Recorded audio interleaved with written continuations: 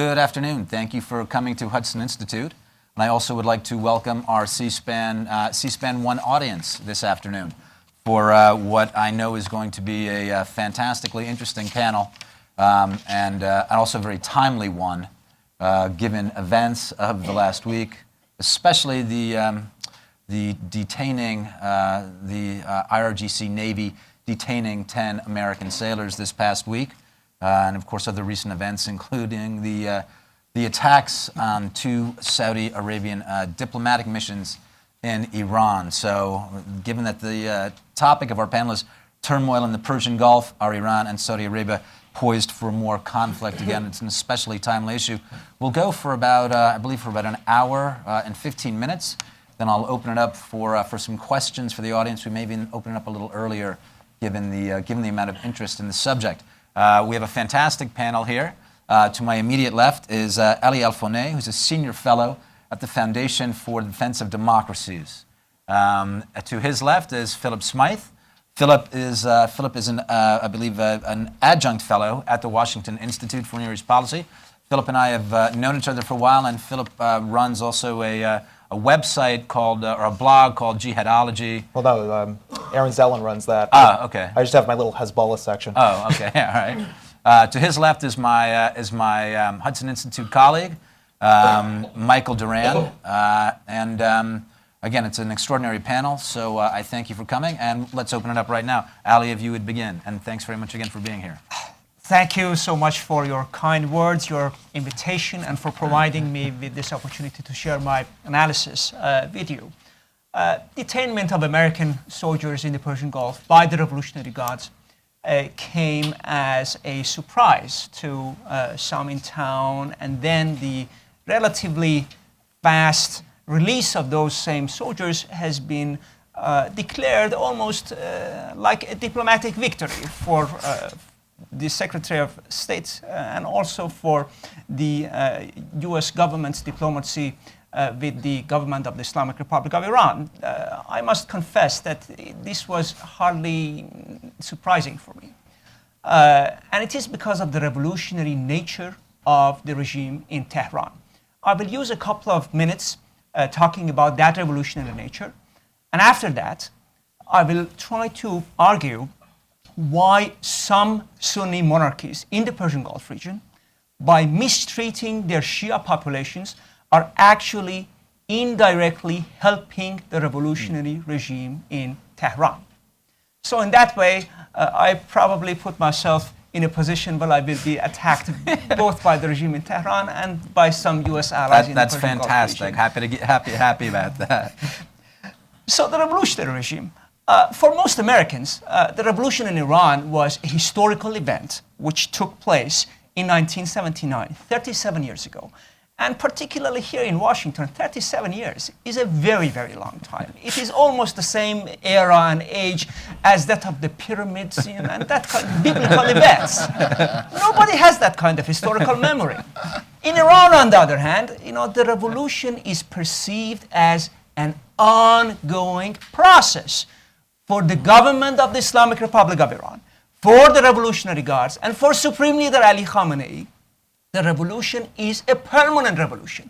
They believe in Trotsky's thesis on permanence of revolutions. It is not a historical event. It's an ongoing process. And the one institution which is charged with permanence of that revolution, of course, is the Revolutionary Guards. By engaging in acts against the U.S. Navy in the Persian Gulf region, by staging and attacking diplomatic missions in Iran, and by constantly attacking the institutions of state within Iran, which serve a different purpose, that of the survival of the regime, because there are such institutions. The regular military in Iran, if you take a look at their constitutional mission, it is to safeguard the territorial integrity of Iran. The mission of the Revolutionary Guards, according to the Constitution, is to safeguard the revolution and its achievement. In other words, it's abstract and it has to do with ideology. It's a totally different mission than that of the military. If you compare the mission of the police with the mission of the Basij militia of the Revolutionary Guards, the police is charged with upholding law and order in the country and by protecting the diplomatic missions to Iran. The role of the Basij is similar to that of the Revolutionary Guards, permanence of the revolution. This is the duality. This is the parallel structures that we have in Iran. So, what tools do the Revolutionary Guards have at their disposal to continue spreading the revolution in the entire Middle East region? That is by reaching out to Shia populations in the Persian Gulf region and beyond. Now, most unfortunately, some Sunni governments are making the job of the Revolutionary Guards easier rather than more difficult.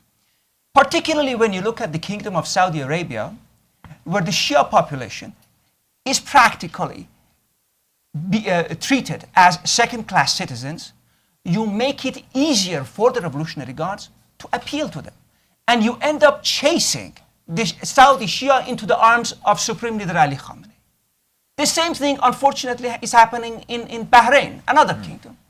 But if you look at other countries of the Persian Gulf, you see no appeal of Iran to the populations. In Kuwait, Kuwaiti Shia are loyal citizens. They are not the fifth column of the Islamic Republic of Iran.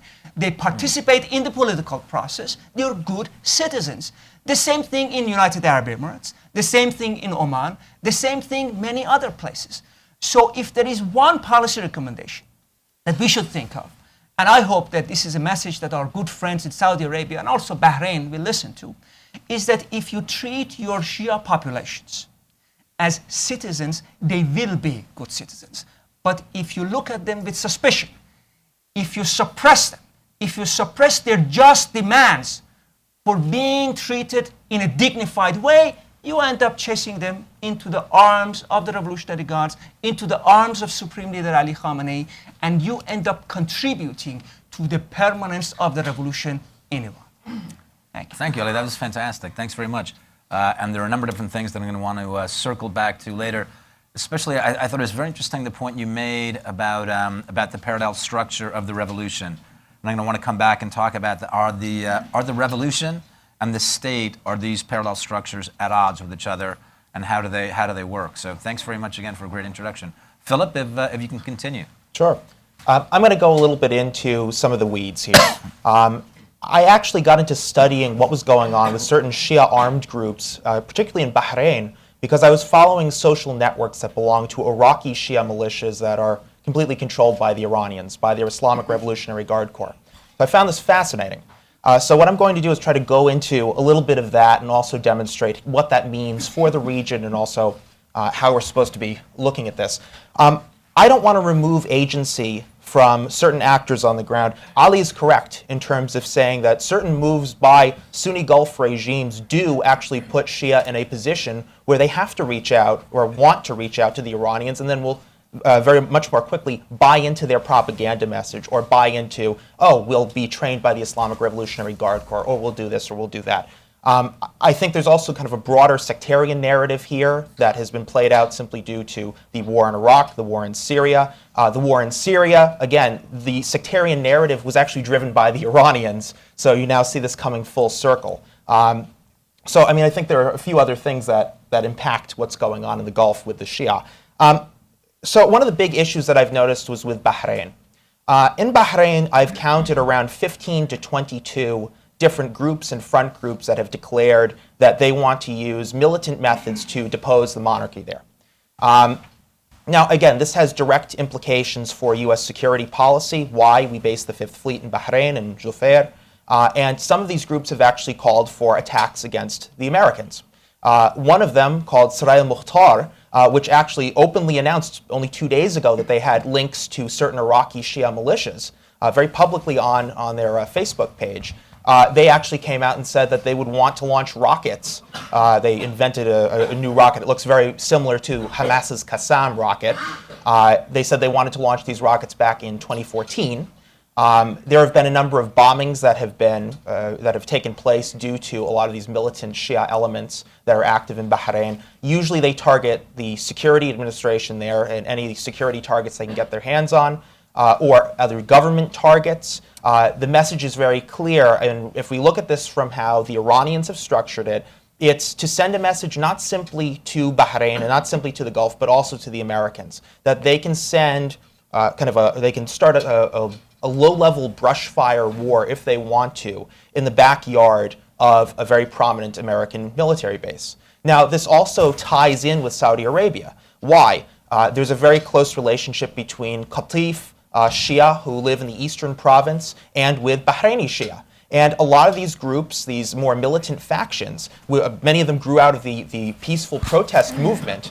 A lot of them are interlinked. And because they're interlinked, you'll see when arms transports are going through, magically some will get dropped off in Saudi Arabia, some will get dropped off in Bahrain. I guess going forward from there have been a number of developments that have actually happened in this past year. One of the groups called Sarai al-Ashtar, which had links to Saudi Shia, which had links to Iraqi Shia groups, and also was a very active militant element that was within Bahrain, they were essentially smashed by Bahrain security services. There have been a number of arrests, there's been a number of arms caches found.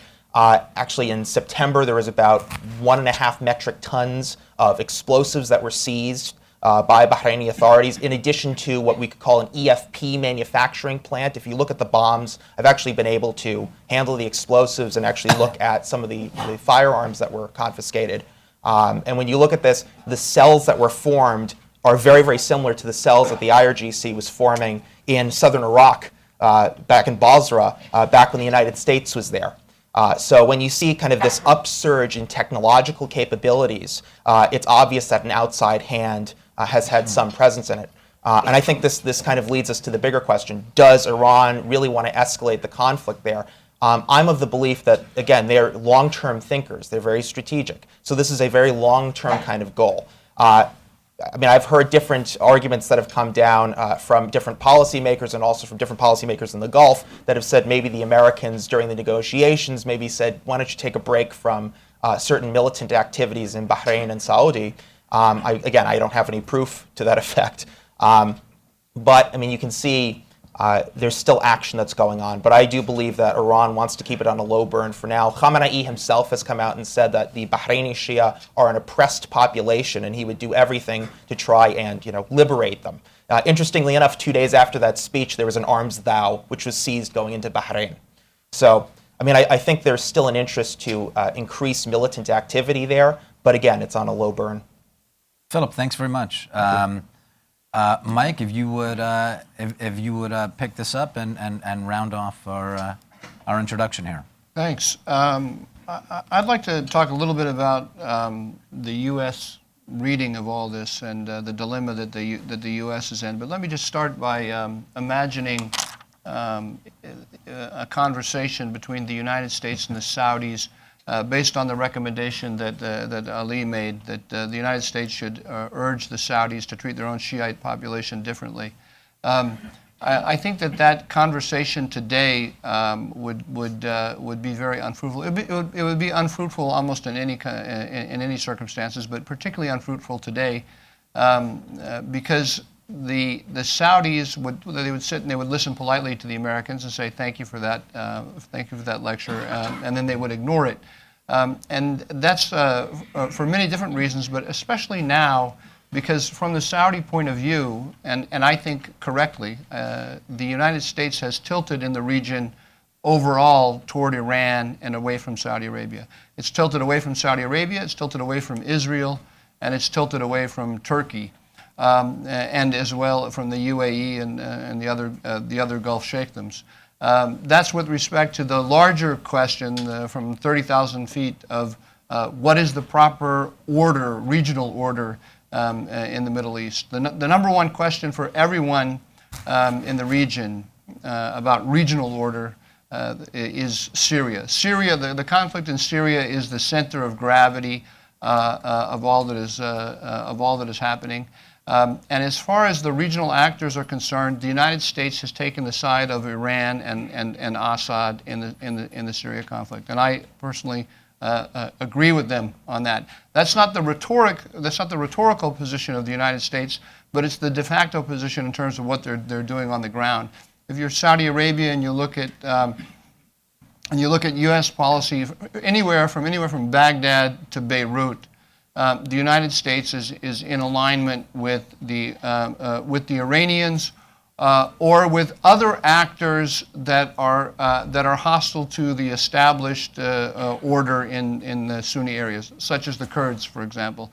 And the United States is arming Kurds in Syria, who are, for all intents and purposes, an extension of the PKK in Turkey. The PKK being Kurdish separatists in Turkey. So if you're sitting in Ankara and you're looking at U.S. policy in Syria, the Americans are building an order, or their policy is leading toward a new order in Syria in which the Kurdish separatists of Turkey are going to have a safe haven. If you're Saudi Arabia and you're looking at U.S. policy towards Syria, you see that we're going to have a Syria with a revitalized Iranian role in the country, and the Assad regime revitalized and Assad in power in perpetuity. If you're the Israelis and you're looking at what the United States is doing, then you see that eventually what's going to happen is that the Russians and the Iranians are going to help Assad to reimpose his control in southern Syria all the way up to the Golan, and you're going to have IRGC members on the ground right on the Israeli border in the Golan. If you're the Saudis and you're looking at what the United States is doing in Iraq, then you see the United States is, for all intents and purposes, the air force of the Shiite militias, armed, trained, and equipped, and effectively led by Iran inside Iraq.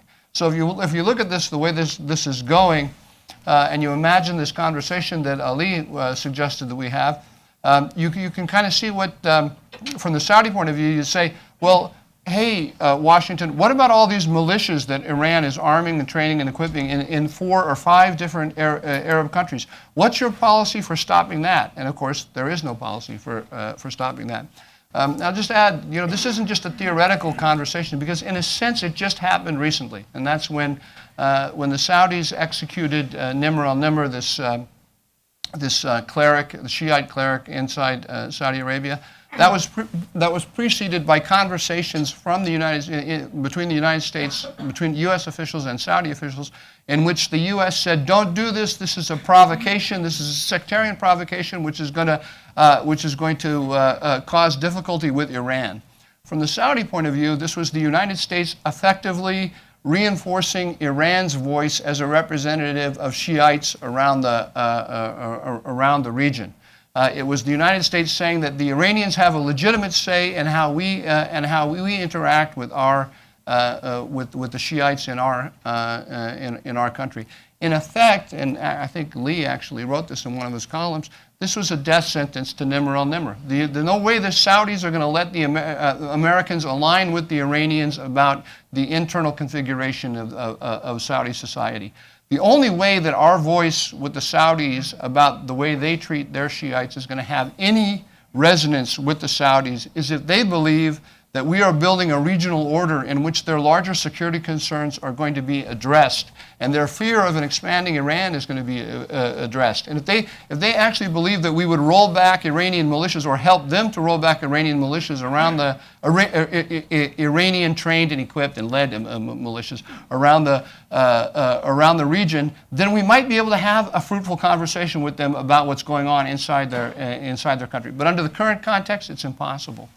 Thanks, Mike. Thanks very much. One of the things that I want to come back to, which you brought up here, and which we'll play on the point that I wanted to come back to with Ali again, is about the revolution and the state, and if it's possible for actually the White House to integrate a revolution into the regional order, and if a lot of what we're seeing right now is actually the result or the function of trying to integrate a revolution into the regional order.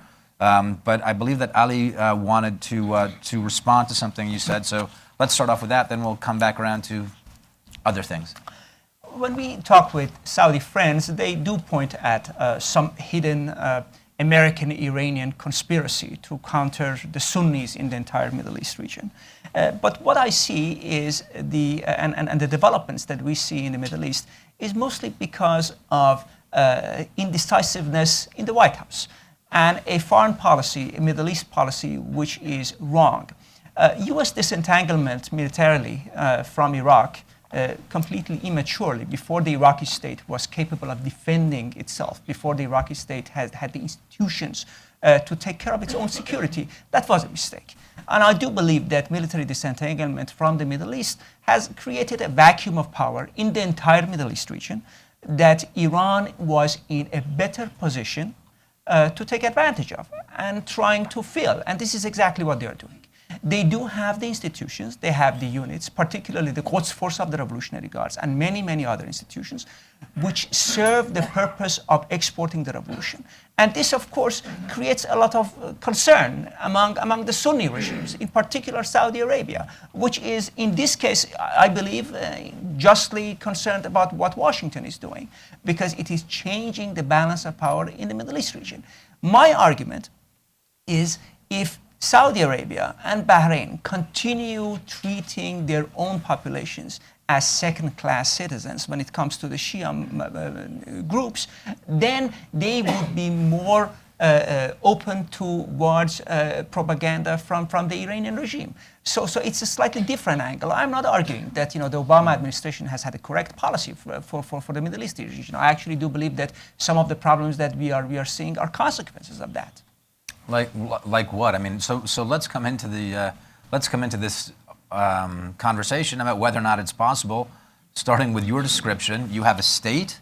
I believe that. I mean, Mike, but isn't this something that Henry Kissinger said a while ago, that Iran has to decide whether it's going to be a state or a revolution, or we have to figure this out? So, is the problem that we've now, or one of the things that we're coming up against, is the fact that Iran, it's really a revolution, or the revolution, that parallel structure overwhelms the state. Yes. So. Yes, that indeed is the case. And we always see that the Iranian government, whenever it is facing existential threats, it begins to behave. You have the emergence of someone like President Rouhani at the time that Iran was facing bankruptcy. Then suddenly you see the rise of the technocratic elites of Iran, and somebody like Dr. Zarif, who can charm Washington, and he can talk to the diplomatic corps in New York. But whenever that need is no longer there, the technocrats and the better educated, more sophisticated types in the Iranian regime, they are expendable. Is this what's happening now? Exactly. Is that what happened with taking the sailors? Of course, because the revolution has to survive. The revolution in particular has to survive emergence of somebody like Rouhani. So it is what you see is Revolutionary Guards trying to assert its influence, trying to communicate two messages to the world. First of all, to humiliate the United States, and second, to tell the world that it is the Revolutionary Guards which is in charge of Iran's foreign policy. And the fact that they were released faster than, let's say, the British sailors who had to enjoy Iranian Persian hospitality for 13 days, it's honestly no cause for celebration in Washington. If Secretary Kerry wants to build an Arc of Triumph for himself here in Washington, fine. But in reality... No, you're right. It is very interesting the way that this sort of said, isn't this a great thing? This is the diplomatic channel that was open through the Joint Comprehensive Plan of Action. See how productive it's already proven. The Revolutionary Guards got what it desired, to humiliate the U.S. and to assert itself as the one institution in Iran making the decisions. Philip, how exactly, if you can give a little more detail then on how the revolution... I was reading an article by one of our colleagues, Hanine Qadar, in Now Lebanon, and she was talking, I don't want to take it too far afield, but she was talking about the Nigerian Sheikh Zakzaki. Oh, yeah. Right. So I just want to get a little more detail on how the regime replicates different revolutionary structures around the world. I mean, but let's stick to the Gulf right now. Okay. Bahrain and Saudi. But if you can just give a little more detail on that, like how it actually replicates itself. Well, there's a model that they follow, and it is the Lebanese Hezbollah model, where often they will get involved in politics. There is a military wing, and I hope nobody stretches that too far with what I mean by that. There's a military section. There is this ideology of muqawama, of resistance, that is always embedded in there. It's anti-American, it's anti-Israel, very often anti-Semitic. So you have all these things that are wrapped in.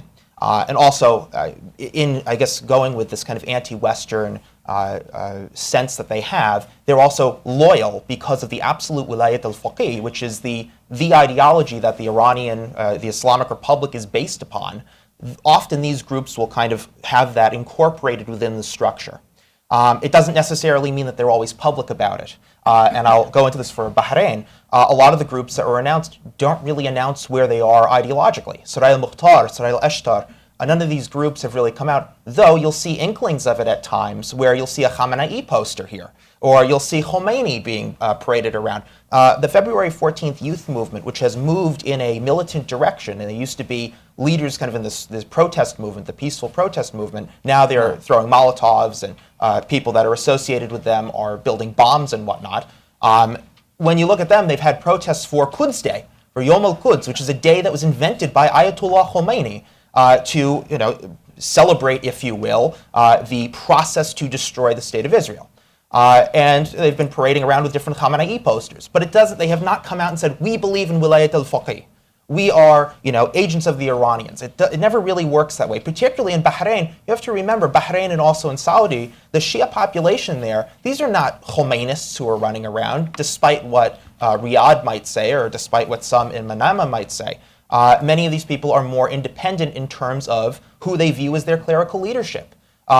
Sometimes they like more radical types that are like in the Shiraziyin school. Sometimes they like Sistani, whatever. So Iran, what they are attempting to do is co-opt that. They are trying to co-opt, and Ali makes the very valid point here. They co-opt this anger that comes with their distrust and dislike for the regime because of how they're treated. And they will put that in and say, well, you know what? Iran will address our interests. And what the Iranians do as a response is say, and by the way, why do you like weapons? Why don't you do an ideological training seminar? It'll be great. You'll really like it. The whole ideological element to this is very, very important. I actually think it gets passed over quite a bit in a lot of analysis. I focus a lot on Iraqi Shia militias that are being formed. Not every one of them is a Khomeinist group. There's around 250 of them, including front groups that I've counted so far. There's like a new one every other week. But beyond that, you look at what they're doing, and in Iraq now, they feel secure enough to say, these groups are wilayat al-faqih. They are with Khamenei. They are with the Islamic Revolution in the region. The same thing in Syria, where there's a presence. The new Shia, what a few IRGC leaders are calling Syrian Hezbollah, and they go by different names, they're subgroups. These groups are coming out and saying, we are firm believers in wilayat al-faqih. We listen to Khamenei. So when you see something like that, they feel far more secure in those environments, so of course it can just come right out. In other environments, they're far more patient. They will other wait. environments like in Yes. the Gulf, for instance, or... Is Yes. that what you mean? Yes, in the Okay. Gulf. I mean, because remember, they want to pull in numbers, and they also want to make sure that people will say, but you know what, maybe it's more nationalistic. This was the same thing that was done with Lebanese Hezbollah. Lebanese Hezbollah, I love the propaganda music. I'm obsessed with this stuff. And it's interesting. In 2006, you'll notice there was they had a song called Nasr al-Arab. Sorry, I'm stuttering now. Nasr al-Arab was a song about the victory of the Arabs. So they're playing the Arabist narrative on this one. Then they have another one where they talk about Al-Arzat al-Lubnan. They're talking about the cedars of Lebanon. Magically, this comes in after they've had this destructive war in 2006. And now that we've switched to Syria, it's all about Sayyidah Zainab, defending Sayyidah Zainab. Well, who cares about Lebanon? So they will shift the narrative whenever they need to pull in the more people that they need. And I think when we're looking at Bahrain with more covert organizations, and they have to be covert, again, the government there has a very effective security apparatus with American assistance. So you don't always want to come out and show all your cards and say, hey, by the way, did you know that Khomeini was the best guy ever? They don't really want to do that. But they also want to send the message. I mean, it's a very covert message. That is very interesting also how they apply different, you would use different messages in different communities, different societies. It's very interesting. Mike, if you want to, if you're interested in coming back to this question about revolution versus state, or what we're seeing here, or if you'd like to pick up another thread. Well, I think it is both revolution in the sense of they explicitly say they want an international revolution in the Middle East in the sense that they want the American-dominated system that existed to disappear and a new system in which they are the central player to replace it. Can I just ask you something quickly? Well, first of all, I should point out for the audience about the different articles that you've written, especially the piece that you did for Mosaic explaining the administration's Iran policy. I guess if I can ask you to give some sort of, did the administration see that they were effectively tilting toward a revolution, or did they think that they were going to turn the revolution into a real state? I believe that I believe that the Obama administration sees Iran as a pillar of Middle East stability, as a partner for Middle East stability, and understands that it is tilting toward Iran in Syria and tilting toward Iran in Iraq. I think there's a lot of evidence on that. Ali put forth the thesis that this is kind of this tilt toward Iran is happening in a kind of fit of absent-mindedness on the part of the Americans, or the Americans, like say, just don't want to get involved in Syria, so they're hanging back, and Iran is filling the vacuum. I actually don't agree with Ali on that point, but it's not. We don't need to argue about it, because it doesn't matter in a sense when we're trying to understand the dynamics in the region. Whether the United States is thinking about the invasion from Mars, and this is happening, or whether it is actually thinking consciously about aligning with Iran, the same dynamic is taking place, because as Ali so correctly points out, Iran has these institutions like the Quds Force. It has the ability to project its power exactly in the way that Philip is saying, by building up these proxies on the ground that look after its interests. And so, from the point of view of everybody else in the region, all the traditional allies of the United States, U.S. policy is facilitating the expansion of this Iranian the expansion of Iranian power throughout the region. Both directly, I mean, the Iranians intervene directly with the Russians as part of a military coalition to prop up Assad. They're also using proxies. We're going to have implementation day on the nuclear deal with probably this weekend. Exactly what day it's going to be is not clear, but it could be as early as Saturday or Sunday. Implementation day being the moment when we start releasing $100 to $150 billion to the Iranians. That when you're sitting in Saudi Arabia or in Israel and you see the proliferation of these Iranian proxies around the region, and then you see that the United States is about to drop $150 billion on the Iranians, it looks like the U.S. is consciously tilting toward Iran. Maybe it's not. I actually do believe, though, that it is. The Iranians play this game, which Ali described, I think, very accurately, of being both the arsonist and the fireman. Right, the Quds Force, the IRGC, they go out and they stir up problems, and then Zarif comes in and says, "Oh, that's the extremists, and I'm the moderate, and if you work with me," and they're very talented, the Zarif, at in sitting behind the scenes behind closed doors with Kerry and with the Americans and saying, you know, we understand each other. You have interests, we have interests, we have an overlapping interest. And they present themselves to the Americans as consummate players of realpolitik. They say we have overlapping interests, we can cut a deal, right? And that's what the Americans believe, that they are domesticating the Iranians, that they are showing them that a partnership is possible, and in doing so, they're elevating those more pragmatic and defensive elements in Iranian society. It's a complete it's a fiasco, basically. What's amazing to me, and I'll stop on this point, is that everything that happens in the Middle East, every time something happens where there's some kind of outrageous provocation from the Iranians, we either ignore it or we put a ridiculous interpretation on it. Like, for example, right now, Hezbollah, together with the Iranians, are starving the citizens, the inhabitants of Madaya in Syria. This is 20 to 30,000 people are starving to death. This is a policy of the Assad regime, a policy of Iran, right? This was going on while the Saudis executed Nimr al-Nimr. Which issue did we decide was a sectarian provocation? It was the Saudi execution and not the starvation of 20 to 30,000 people, which every Sunni in the region sees as a sectarian provocation, of course. And nobody in the American media, I should say nobody, but very few people in the American media are are even aware of the perception of people in the region about this and reporting on it. And the same thing with the sailors, right? Ali described very accurately how the IRGC Navy put out the message very clearly to everyone in the region that we are in charge here. We have the last say on what goes on.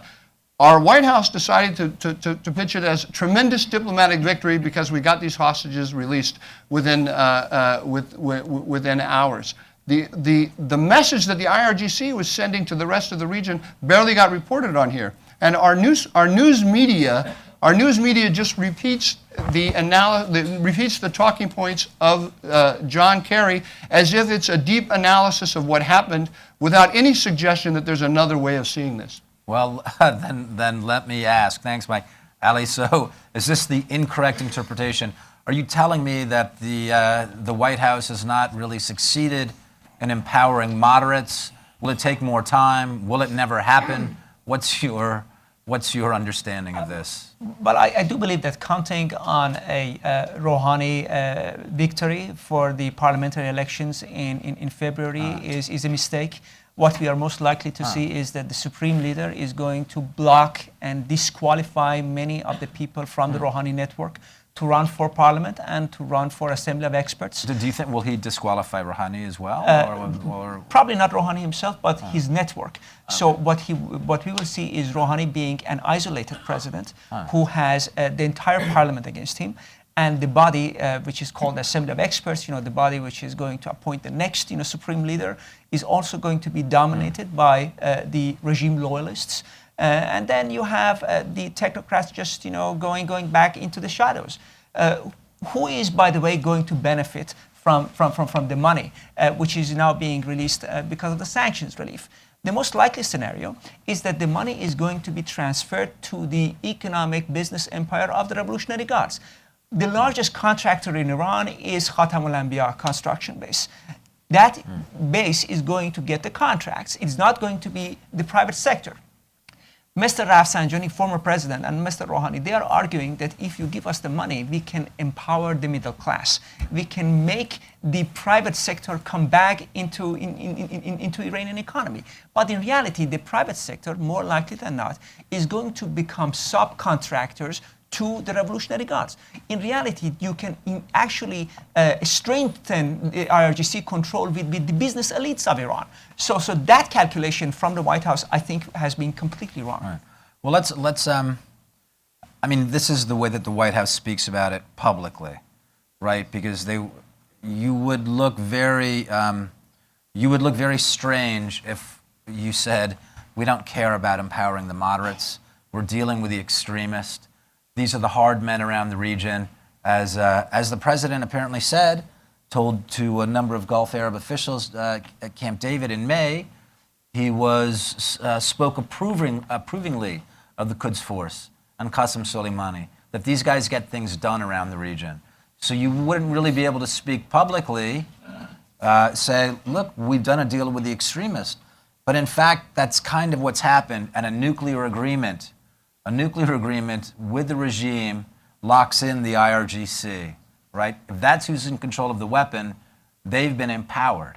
Mike, you and I have spoken about this a bit. I mean, do you think that they believe that? I mean, do they actually believe they're empowering moderates, or are they much more realpolitik, like, we made a deal with the extremists, deal with it? I believe both. I believe that it's a deep aspect of American thinking about international politics to believe in the gradual moderating influence of international markets. There's a model they have in their head, and the model is China, right? The Chinese are our rivals. They're building up their military, but we also have this economic interdependency. And so we have changed in the minds of the Obama administration. We have changed the calculus in Beijing about how much it's worthwhile to challenge the United States, because there are so many economic variables that are so many economic interests that are hanging in the balance for the Chinese. They want to create conditions that will in Iran that will bring about the same kind of change of calculus. They understand that in the short, they won't admit it, they understand that in the short term it's going to lead to a strengthening of some of the more hardline elements, but that over time, that once this money starts penetrating and there's this interdependency, this will change the calculation. And plus, they think that the Iranian there are two interpretations of Iran in Washington. There's one that sees Iran as an aggressive revolutionary power, like I see it, that wants to overturn the American order. And there's another one that says, no, that is rhetoric. That's revolutionary rhetoric left over from the revolution of 1979, but nobody in Iran really believes that anymore. The system was set up with that rhetoric, so they have to pay lip service to it. But in actual fact, they are pragmatic actors. And President Obama has said this in a number of interviews. They're pragmatic, right? We can cut a deal with them, and that's what he's banking on in the end. I mean, Ali, is the IRGC, are they pragmatic? Have they lost their taste for revolution? Well, the revolution and revolutionary rhetoric and behavior serves their interests, their corporate interests. The big difference between Iran and China, of course, is that when President Nixon made the deal with Chairman Mao, the Communist Party was firmly in power. It was a single-party system. It still is a single-party system. And the People's Liberation Army was under total political control. In the Iranian case, if there is a one-party system, the one party is the party of the Revolutionary Guards. It's not the civilian politicians. So it serves the interests of the Revolutionary Guards to be revolutionary, not only to pay lip service to ideology, but also to practice it every once in a while. But whenever the threats from outside or the threat from inside, let's say economic meltdown, really is facing the elites of the Revolutionary Guards, they do engage in pragmatic deeds to secure their survivals. So the Iranian system is not Nazi Germany in 1945. It's not a suicidal regime, but it is highly ideological. And the Revolutionary Guards is ideological because it serves their interests. Let's just go through not to deliberate too long, but what do you think will happen next? Philip, I mean, what is the regime likely to do next in the Persian Gulf? Well, like I said before, I think we're on kind of this low burn trajectory until they want to turn up the flame. Right now, they're building the militant groups that they would possibly need in the future. Some of them are being dismantled. Let me ask you, what would turning up the flame look like? What does that mean? I mean, do they have an interest, an investment in actually getting the Persian Gulf and the region very hot right now? Or do they just want to, do they just like this, like throwing matches at the Persian Gulf every once in a while, getting people a little upset, then walking it back? So I want to ask all of you what you think is likely to happen next. Again, not predicting a date and event, but it's like, what will the next few months, what will the next year with Obama's presidency look like? I'll go first, I guess. Yeah, please. I think for starters, it is going to be throwing matches. And again, you have to look at this also from a strategic level and from their messaging angles too. A lot of these Bahraini militant groups have been expressing support for Ansar Allah. Those are the Houthis in Yemen. They've been expressing their support for groups like Kataib Hezbollah, which is in Iraq. So they're right now forming kind of the rhetorical and that narrative bubble, that the Islamic resistance is growing. But beyond that, the attacks that they're doing, and it's in good measure due to security operations that have gone on in both Saudi Arabia and also Bahrain, they're not, I mean, they haven't been all that effective, but they're still continuing, but it's that low burn. The low burn is effective for now. I couldn't give you a good time for when they might want to turn it up. Yeah, but again, like that, I'm not asking you to almost Kreskin this out. But yeah, almost randomly, because I like to look at timing and when certain things happen. It was interesting that Soraya Mukhtar and a lot of these other groups privately were sending messages, anti-American threats. They were going to target a Starbucks. They were going to target a Chili's. They were going to attack the Ritz-Carlton Hotel. They were going to do this, that, and the other thing. Fire rockets at Bahrain, at the U.S. Naval base in Jufair. But those didn't really coincide with a big push by the Americans in the region, not even really with negotiations. So I think sometimes, you might have where they come out and just, want to press the button a little bit and say, all right, well, let's see how they react to this. What worries me, though, is as the United States, pulls out of this region more, And again, we're in the last year of the Obama administration, and this is kind of the trajectory of where it's going. If they feel emboldened, and I think that may be a possibility with what's going on in Iraq and what's also going on in Syria, despite the fact that ground battles are not all that great for them right now. But if they do feel emboldened, they might try to do something a little bit more spectacular. But again, I think that we are on this low burn trajectory, and they'll just keep it like that until they really want to start things up. And I'm quite sure, there are elements on the ground that are that are conversing with IRGC that say, we really need to do it now, and they're just saying, not yet. Maybe we negotiate it, and we will approach this in a way that. Not to recycle this term, we'll be a little bit more pragmatic about our revolutionary militarism. I think just because you have, but just because you have a revolutionary mindset, it doesn't mean you can't pursue it pragmatically. And I think a lot of people get confused with that because they go, well, hey, they're pragmatic actors, so that's all good. But when you have revolutionary actors like this, okay, maybe we need to be a little bit more patient with it. Again, a big term for the Iranians and for the Islamic Revolution is the sabrin, the patient ones, the patient. And they're very, very big on pushing, sabr, patience, when it comes to launching their revolutionary goals. Interesting. Ali, if you'd like to... Keeping the region in a permanent state of low-intensity crisis has served the interest of the Revolutionary Guards in the past, and it will serve the interest of the Revolutionary Guards in the near future and also, further ahead. So I do believe it's going to continue, and most unfortunately, I see that some Sunni leaders are playing into the hands of the Revolutionary Guards by keeping somebody like Sheikh Ali Salman detained, imprisoned in Bahrain, and there is not even a sentence against him. We see not only beheading of Sheikh Nemr, I also heard that he was also crucified, in Saudi Arabia. So if these are the policies of some Sunni leaders, it is hardly surprising that the Revolutionary Guards and some radical leaders in Iran and the entire revolutionary elites in the Islamic Republic have an easier time persuading those Shia people to follow the path of the Iranian Revolution. Can I ask you why is it in the interest of the revolution of the Islamic Republic to keep the region in a state of at least low intensity conflict and anxiety? Why does that? Why are they an anti-status quo power?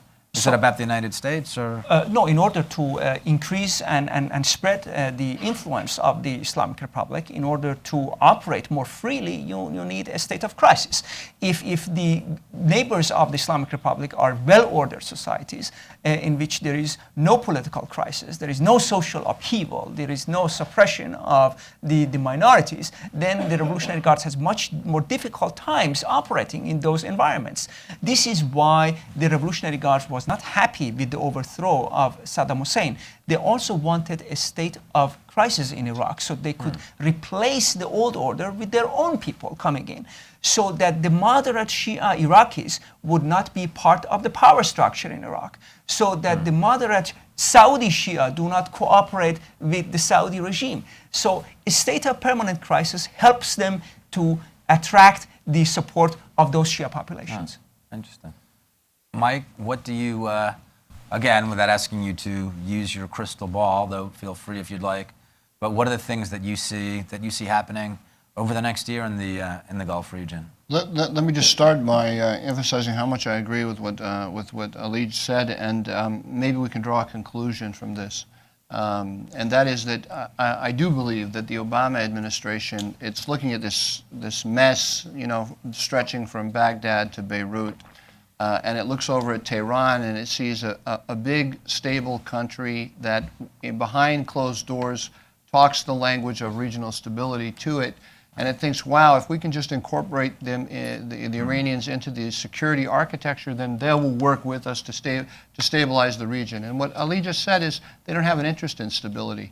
We don't have to call them necessarily revolutionary. They don't have an interest in stability. I mean, the way to think of them is not as pillars of stability, but as actors who are carrying out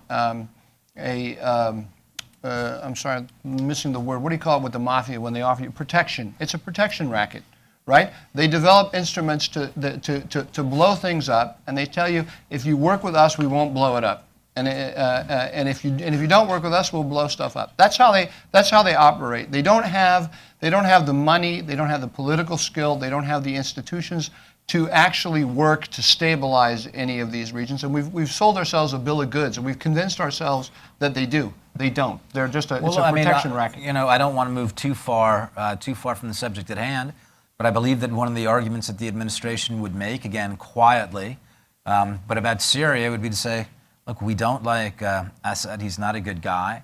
But the fact is, without him, there's going to be even more chaos. So we're going to have to work with, right? I mean, because Secretary Kerry, I mean, that's why the Iranians and that's why the Russians have been invited to negotiate over Syria's future. So they certainly do believe that it's a stable or a potentially stabilizing influence in different places. Yeah, but look that's again, we sold ourselves a bill of goods there, right? They would argue, but their argument is what? The problem is. I'll lay it out. I understand the argument they're making, but it's false because what is our number? Let's say our number one interest is to defeat ISIS, right? I actually think our number one interest is actually to contain Iran, and ISIS is number two. But let's say it's for the sake of discussion which is how I think the Obama administration looks at it. ISIS is the strategic threat. We can't defeat ISIS unless we have Sunni allies on the ground who can help us to take and hold, that's the important part, these areas that ISIS now controls. When we are in alignment with Iran in Iraq, when we're and with the Shiite militias in Iraq, when we're in alignment with Russia and Assad in Syria, we alienate all of those. We alienate the Sunnis on the ground. What is Assad actually doing in Syria? And what are the Russians actually doing? They are not attacking ISIS. They are starving men, women, and children. That's what they're doing. They're dropping chemical weapons on them. They're going after the opposition elements that the United States itself has trained, right? So on the day that the Russians started bombing, that's during the UN General Assembly meeting in September, the Russians consciously bombed elements that the U.S. trained. What was the U.S. response to this? John Kerry said, I'm going to meet with, he didn't say I'm going to, he met with the Russian Foreign Minister Lavrov and started talking about deconflicting. That sends a message to all America's allies in the region that we're not going to back up the Sunnis on the ground that we had designated previously as our allies. So what the consequence is, we are not going to achieve, and I can say this very confidently, we're not going to achieve our strategic goal of stabilizing that region from Baghdad to Beirut. And I don't even think we're going to defeat ISIS, because all of these countries, it's not that Saudi Arabia wants ISIS there or that Turkey wants ISIS there. It's that the alternative to ISIS that the United States is offering these states is an Iranian-dominated order. And that they absolutely do not want. So if the choice is an Iranian-dominated order or muddling through with this horrible ISIS, they'll muddle through with this horrible ISIS. And that's why we have, President Obama brags that he has a 65-member coalition with the most powerful countries in the world working to defeat ISIS for a year now. This is 20 or 30,000 nasty guys with pickup trucks against the most powerful countries in the world, and we don't have a significant victory to show for it. And why? Because we don't have a political vision for the region that is attractive to any of the major actors in the region that we used to call our allies. Let's just go through one more. I just want to ask the three of you one more question before I am going to open up for some questions from the audience. The first thing I want to ask you, Ali, is going to come back to something that you were speaking about before regarding some of the Gulf states and their treatment of of their Shiite communities. Look, is there a way? I believe that the administration has, in many ways, handled it incorrectly. Has spoken too much about sectarianism. Has spoken too much about Sunni and Shia, and instead it should see it the way that American foreign policy makers have most successfully seen the Middle East, which is in terms of strategic interest rather than in terms of sect. Right? And so we're thinking Saudi Arabia, problematic but an ally. Iran, revolutionary regime instead of Sunni power, Shia power. Is there a way right now, given the way the region's going, not to put it on the Gulf states alone, but is there a way to take away some of the sectarian tension, even to reduce the level of the way that we talk about it here in the United States, which is, I think it's not helpful. The realist argument, I like it very much. But the stability of the states, stability of U.S. allies is also depending on how they treat their citizens. And that was, by the way, one of the reasons that the Shah's regime collapsed in 1979. The problem with the Saudis and many other Sunni regimes is not that they are not modernizers. They are actually enlightened. They are modernizers. They have been modernizing the societies extremely fast. But the process of modernization has not had a parallel process of providing the citizenry with responsibilities, with powers to control the government of their own. In other words, a process of democratization. This is why the Shah's government collapsed in 1979. And unfortunately, we see similar tendencies all over the Middle East. This is, after all, what the Arab Spring was all about. So the realist argument, of course, makes sense, but we also should pay attention to the dynamics of the regimes inside the states. I should say, no, I certainly agree with that. I guess I'm thinking specifically about specifically about, yeah, exactly like that. If we can take that language away from there, again, not just like saying, well, we're just going to deal with them because they're an ally. It's like, look, you're an ally, but we're a little worried that you're doing this and that. I mean, it's a classical part of U.S. foreign policy, which I think is a good idea. Again, like, how do we move away from the sectarian language? But you need to promote democracy rather than talking about different sects, because it's also Sunni citizens who are being persecuted by the state. Bloggers who make some political comments in Saudi Arabia, they're thrown into prison. They're Sunnis, they're not Shia. So there is issues with suppression of freedom of religion. Those issues make U.S. allies much weaker. And these are good allies. They want to modernize their societies, but they are not liberalizing their society. And that process, the parallel process, that is creating huge problems for them. And in the longer term, it's also a problem for the U.S. because they are good allies. That is, one of the things that one should emphasize. Not the sectarian nature of the issues, but the issue of human rights and democratization.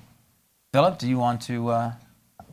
There's a few ways I can go with this. I mean, I think both actors in the region, with how they're projecting, they are playing this sectarian message, whether we like it or not. And I think if we're talking about how the press handles it, well, unfortunately, with I mean, in the regional press or our press? Even our press. Okay, I mean, I'm not so concerned about that. I am concerned about the way the administration addresses it in many ways. But I'm sorry, I didn't mean to cut you off to defend my colleagues in the press. But well, I promise it's not going to be a bad attack. Okay, all right. I mean, unfortunately, when it comes to journalism, there's a lot of repetition that happens, because people want a narrative and it's easier to convey. I mean, if you have to produce an 850-word article and you have to do this for some woman who's living in Denver who's just going to work every day, how else are you going to describe it? It's very hard to get in with all the nice little nuances that are going on, and also, put this in the bigger picture and say, oh, and by the way, it's a Saudi versus Iranian thing, and here's the revolutionary regime here on this end.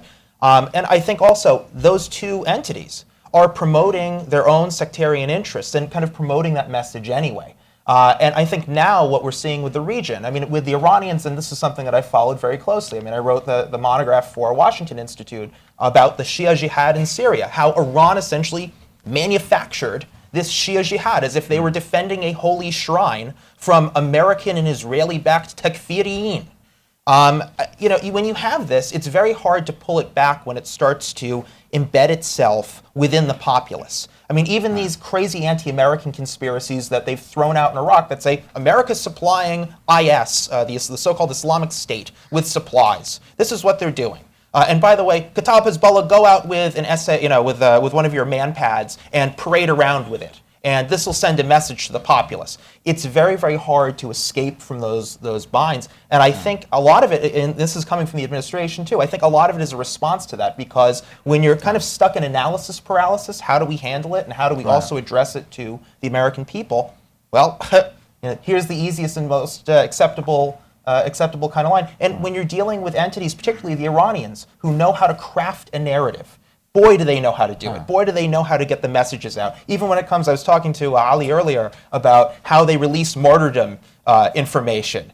I mean, the timing of it, everything is very, very well thought out. And I mean, I don't want to say, well, we should, have another government department that can handle this. But I think it needs a little bit more foresight here from a lot of the analysts and a lot of the people handling it. Well, how are they presenting it, and what's our counter?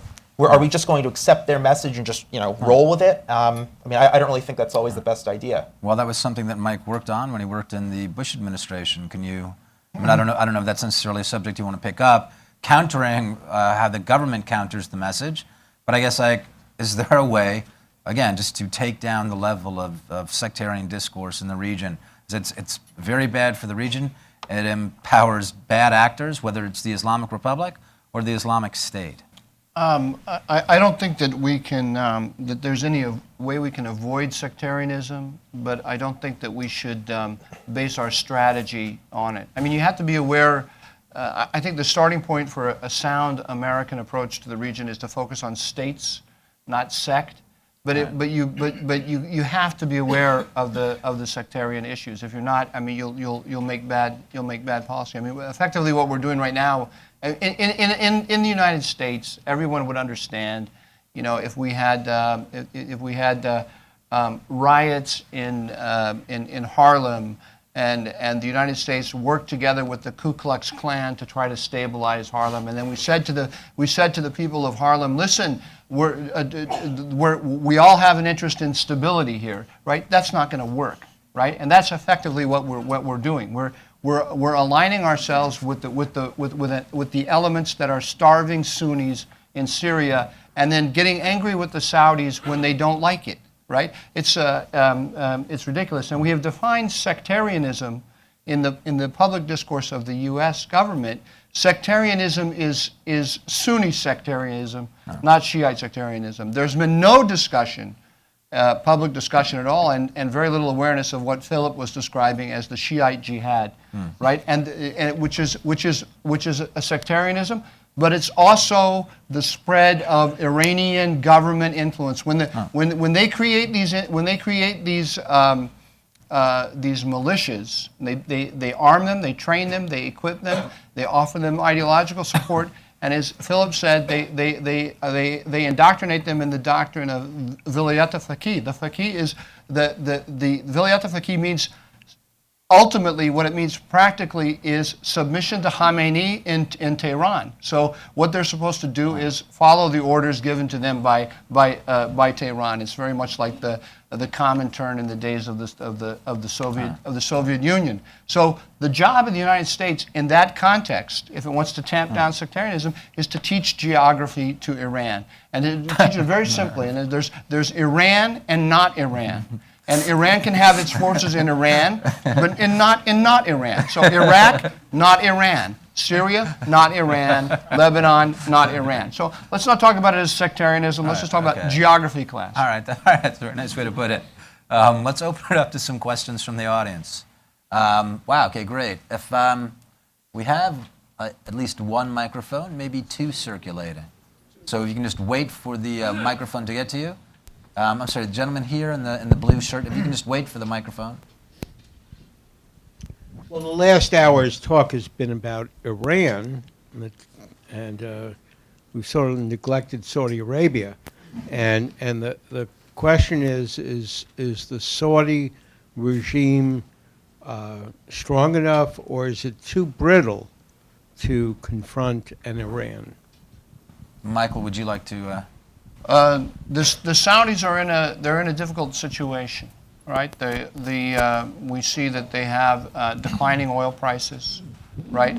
They've taken on a number of projects, including the intervention in Yemen and so forth, which are costly and have no end in sight. But the Saudis are not going to roll over and hand the region to the Iranians, and that's the signal that they are trying to send us very, very, very, very clearly. That they are going to fight wherever they have the resources and the ability to counter this rising Iranian power. So How they're going to deploy those resources exactly is unclear. But the idea that they're just going to fold up and look after Saudi Arabia alone and have no interest in what happens in Syria or neighboring Iraq and so on, I think I think it would be a mistake to assume that. Philip, do you want to? I mean, you spent time, and Yeah. you have a pretty clear sense of some of their capabilities, anyway.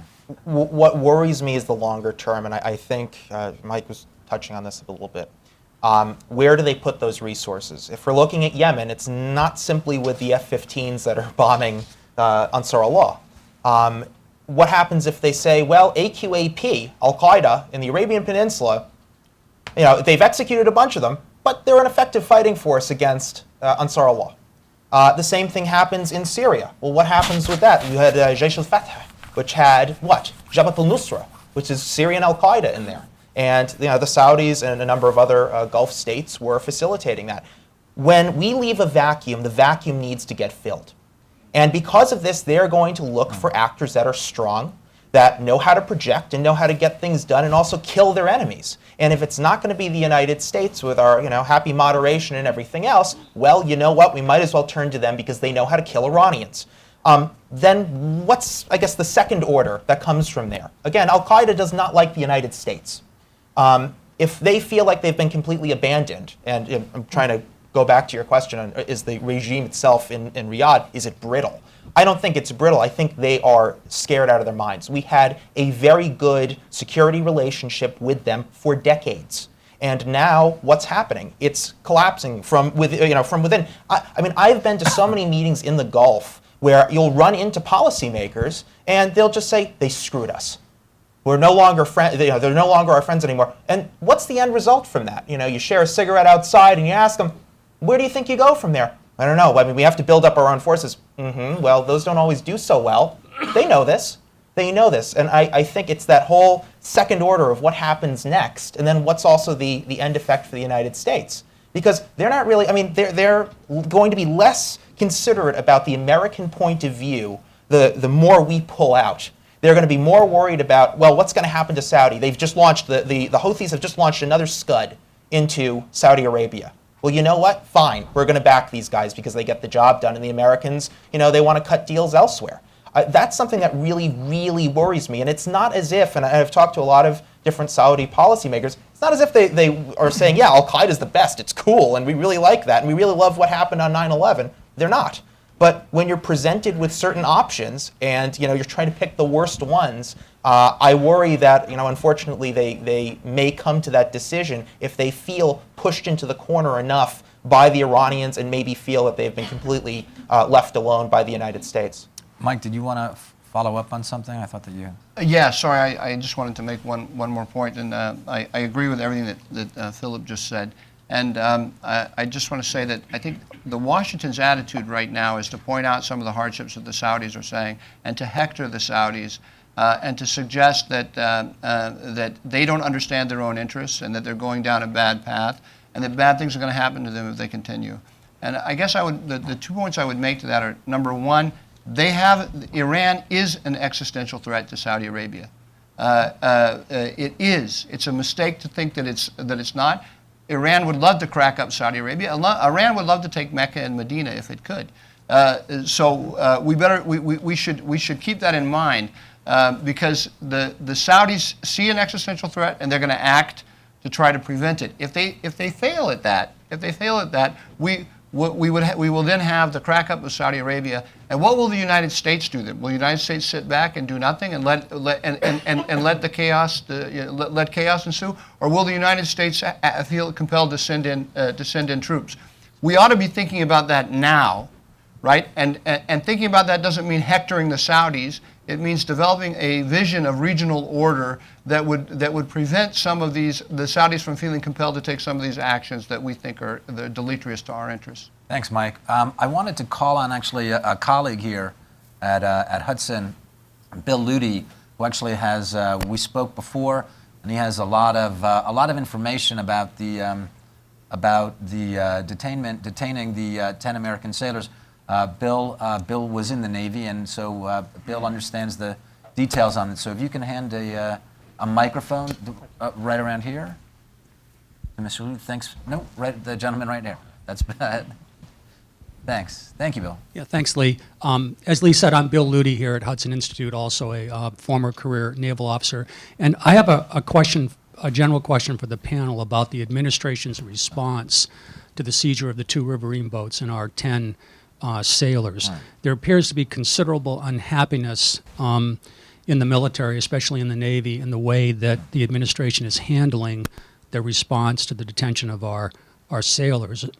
Given the Secretary of Defense has confirmed that the 2 riverine boats conducted had a navigation error and went into Iranian waters, but it appears the seizure by the Iranians violates, several, if 2 or 3, well-established principles of international and maritime law. The first one being, of course, innocent passage, where ships of all states, whether coastal or landlocked, have the right of innocent passage through territorial waters.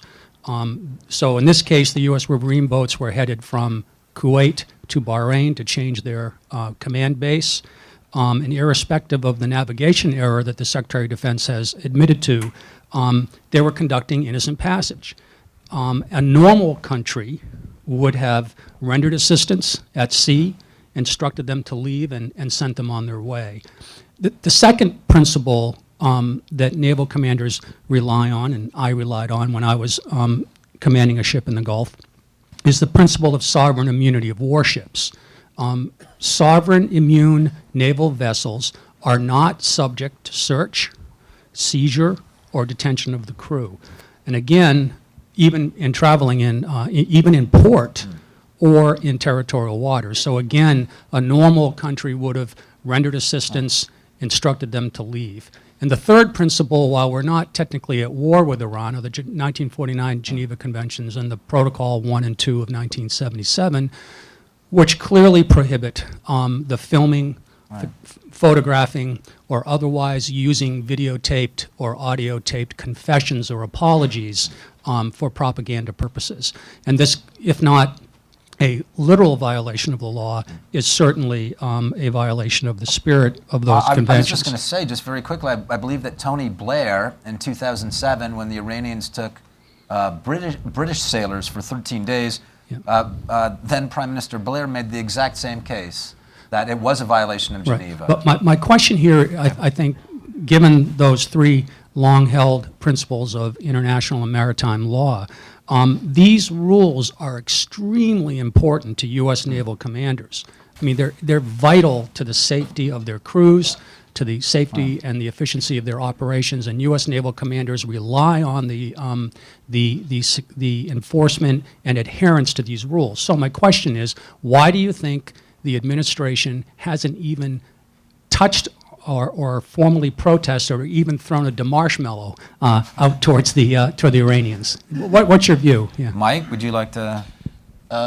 Sure. I'm sure Ali has something to say as well. Thanks very much. The implementation day, the nuclear deal is about to go into force within a couple of days here, and you can rest assured that any discussion in the White House or the State Department when this thing broke was, oh no, this might endanger the Iran deal, the nuclear deal, and we got to make sure to chant everything down in order for this deal to go through. The question we should have asked ourselves, was not how come the Iranians released those sailors so quickly compared to other incidents? Because the answer to that is they want their $150 billion, right? It's not because there's this fantastic channel between Zarif and Kerry. It's because they want their $150 billion. So the question then becomes, with the $150 billion hanging in the balance, how come they risked taking this? How can they put that at risk? And I think the answer is twofold. Number one, it's that we have shown them time and time again that we will not. We are so hell-bent on achieving that nuclear deal that we will not take any kind of retaliatory action. And number two, it's the Revolutionary Guards showing Iranians, everybody in the region, and us that they are in charge. And that's the message that we all should have taken away from this thing, is that even with $150 billion within days of release, right? They still went ahead and behaved like this. If you think that they're going to moderate over the next 6 months, then I think you're mistaken. I'll just give my own opinion on this quickly. I entirely agree with Mike that it has to do with protecting the Joint Comprehensive Plan of Action. That's why they don't want to act, but I think there's another reason as well. I do believe that, Mike and I have spoken about this as well, that the president believes that his role is to have extricated the United States from the Middle East, not to overcommit us again to more turmoil. And I believe that the president sees it. Whenever there's an Iranian provocation, he turns the other cheek. He says, these guys are not going to get the United States involved in another war. Okay, I know they're doing bad stuff, but I'm not going to take the bait because this will be a really bad thing. Of course, the problem is that I think that does encourage bad behavior. Exactly. Yes. So that would be. Yeah. And actually, Bill, I'm just going to ask you to round this off. If you can say, in 1988, how did the Reagan administration check aggressive Iranian actions? Not to draw too close a parallel, but I was on the USS Enterprise Air Wing at the time, and when the Iranians were laying mines in international waters in the Persian Gulf, President Reagan ordered us in our air wing to sink two Iranian major combatants, the Sabalan and the Sahand, and that's how we responded. Thanks very much, Bill. There's a question in back, the gentleman in the yellow shirt, right back there. Thanks, Mario. Thanks. So I have a question just picking up on something Can you stand up, though? Just yeah, sure. Mario Loyola. I have a question picking up on something that Mike alluded to a couple different times. Is there a vision, a realistic vision for restoring stability in the Middle East that our allies in the region can really commit themselves to, that doesn't require reversing the extension of Iranian hegemony over the Shiite part of Iraq? And if we do have to reverse the extension of Iranian hegemony over the Shiite part of Iraq, how do we do that without the U.S. assuming the central dominant presence that it had in 2008 when Obama was elected? Ali, would you like to? Yeah. Well, unfortunately, I think this is one of those lost opportunities. After the U.S. invasion of Iraq, there was a true sense of optimism, not only in Washington, but also among many Shias who were critical of the role of the Islamic Republic. You had the grandson of Grand Ayatollah Khomeini who moved to Najaf, Hossein Khomeini, because he's critical of the regime in Iran. Under US protection, he was preaching a very different type of theology that we are hearing from the mouth of Supreme Leader Ali Khamenei.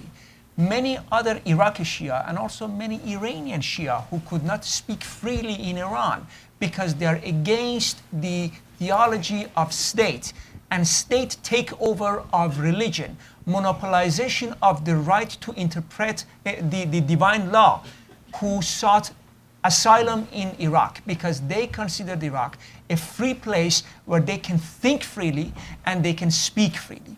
But most unfortunately, because of the machinations of the Revolutionary Guards in Iraq, Iraq sank into disorder and chaos, and the U.S. has returned from Iraq, and unfortunately, we see more or less domination of the Islamic Republic in Iran.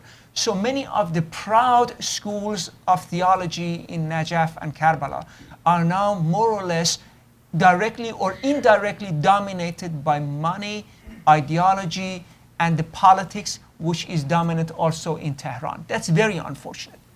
So if Iraq is too late, this is why I am saying that even in the Sunni sphere of influence, there should be schools for Shia, there should be madrasas, there should be media, there should be debate fora, where many of those Shia who are critical of the regime in Iran can find a safe haven and can debate freely and can develop Shia theology.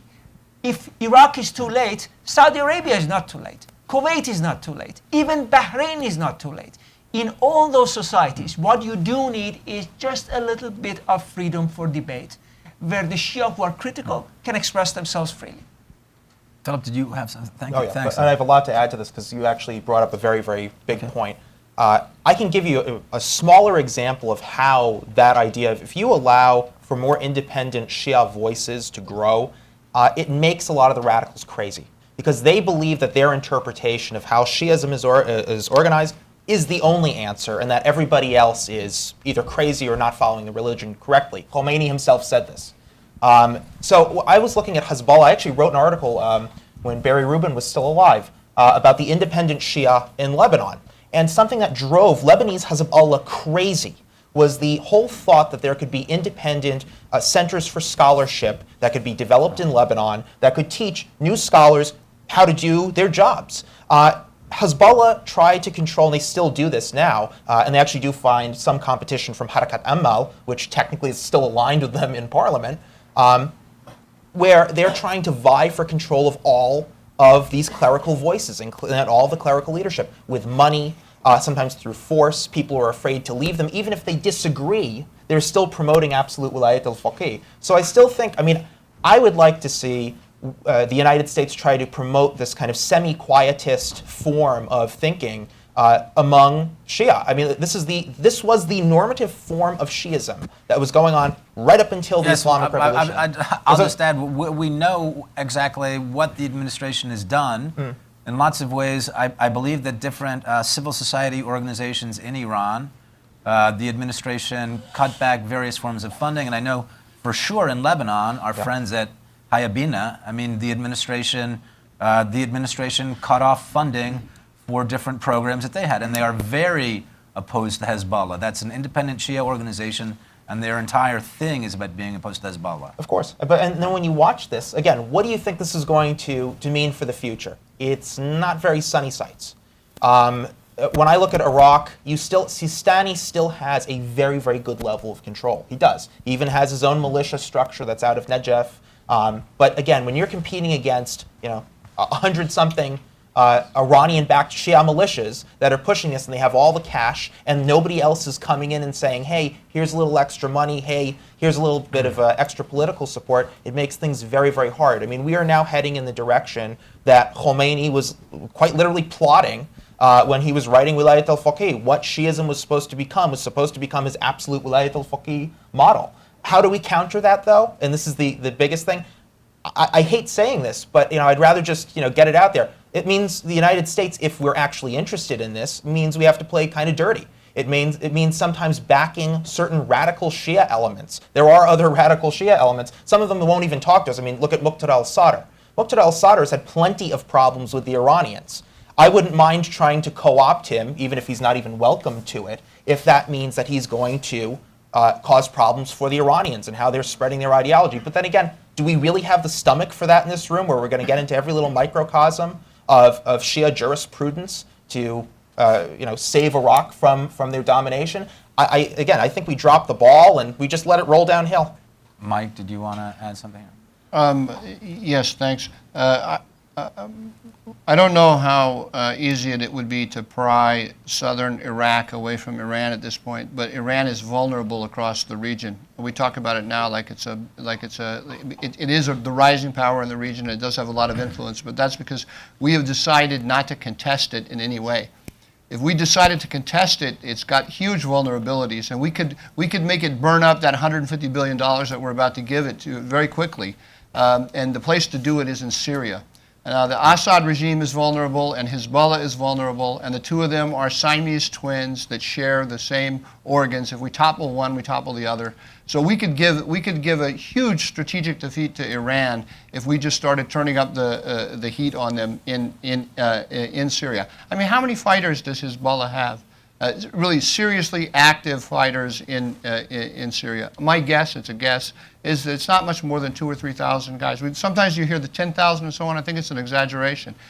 We could start causing Hezbollah an enormous amount of pain in Syria if that was our goal. And it doesn't have to be our direct hand. We just have to train and equip Syrian forces and deploy them in areas where they can cause Hezbollah pain. That would send a message to Tehran in 2 seconds. We can have the microphone. Amal, would you like to? Amal Modelleli with the Wilson Center. I have a question about Iran, actually, internal situation in Iran. The argument in town is that when the deal goes through and the money is released, that the Iranian people are going to benefit, and the economic trickle down will make the liberal movement stronger, and then Iran will open up. Could you please tell us what's Ali, your will reading you- of the internal yeah. situation in Iran? Is the Green Movement dead forever? Is there any hope that this theory has any credence? Thank you. Thanks, Emma. So we political scientists have actually a very poor record of predicting revolutions. We didn't predict, the revolution of 1979. We didn't predict, the fall of the Berlin Wall. So we are not in the best position to make that kind of predictions. However, I think it's important that the Iranian society, yes, it is vibrant, and every once in a while, it surprises us. Because people go to the street and they protest against the regime, just like the Green Movement. The interesting thing is that the regime manages, and the security services, the intelligence services of the regime, they manage to infiltrate organized opposition activity.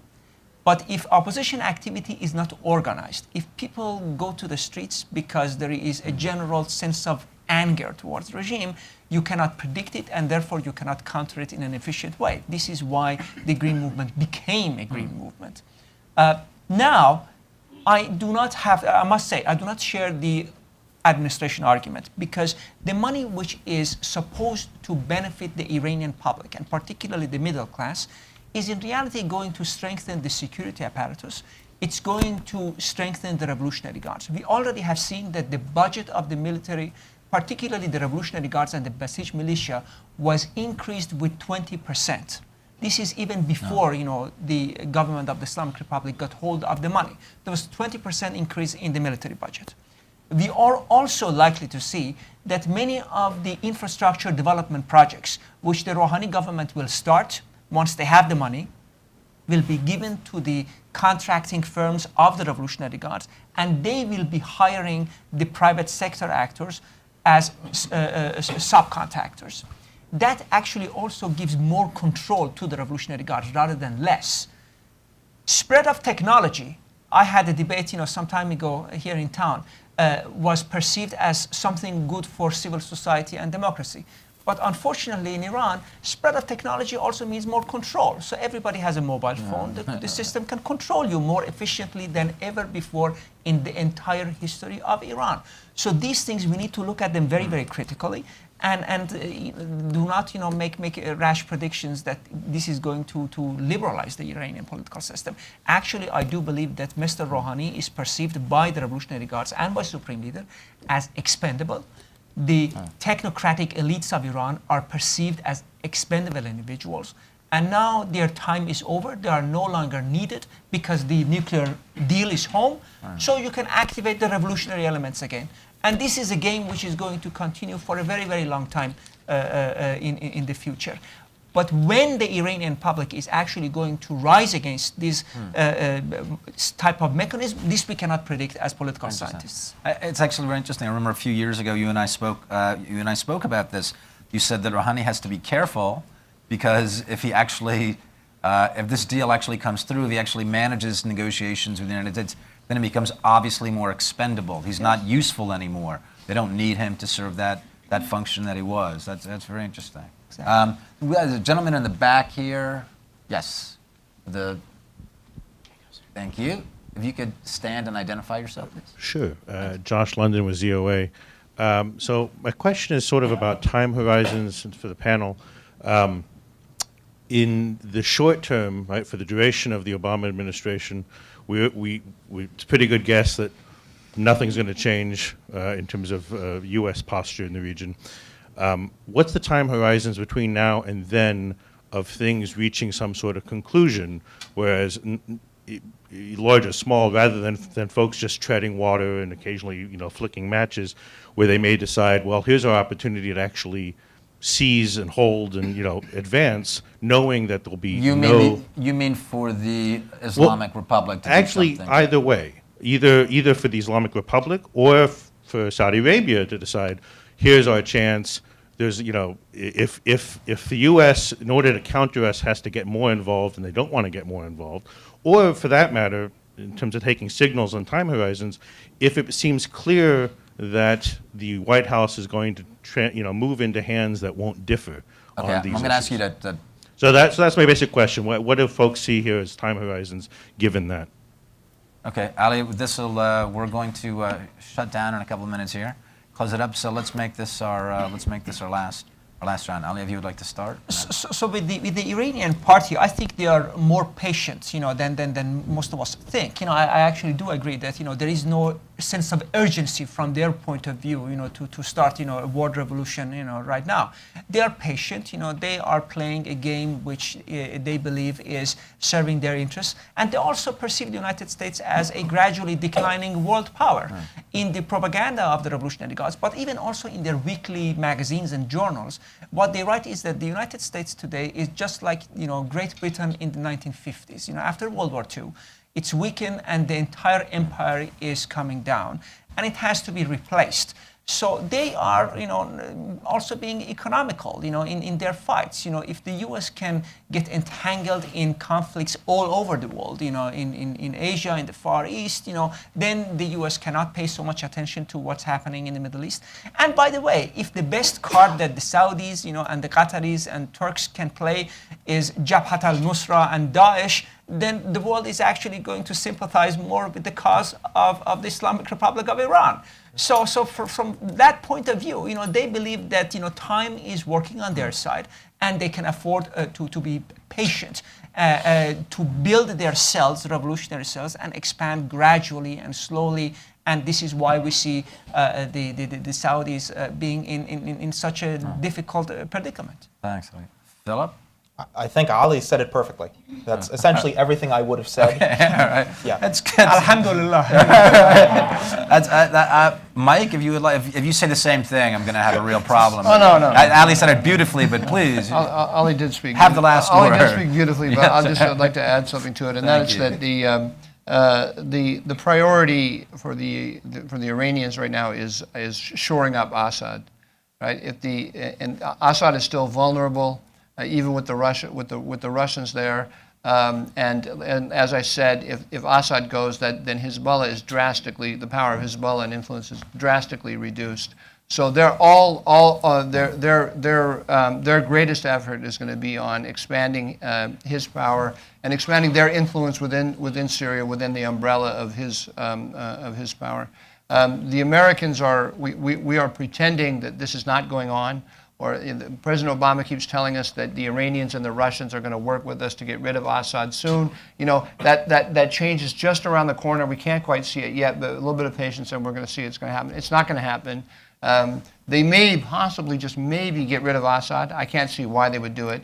But what they can't get rid of is the Alawite structure of the regime, because without that, they don't have their influence in the region. So they're going to keep the Alawite structure intact. That is, they're not going to open it up to the Sunni majority in the country. It's going to remain the Ku Klux Klan in power, and they will likely keep Assad, the Grand Wizard, in power as well. It's a lovely closing image. Thank you. I want to thank you all for coming. Thanks to Hudson Institute, and thank you to C-SPAN as well. And a round of applause for our excellent panel. Thanks very much.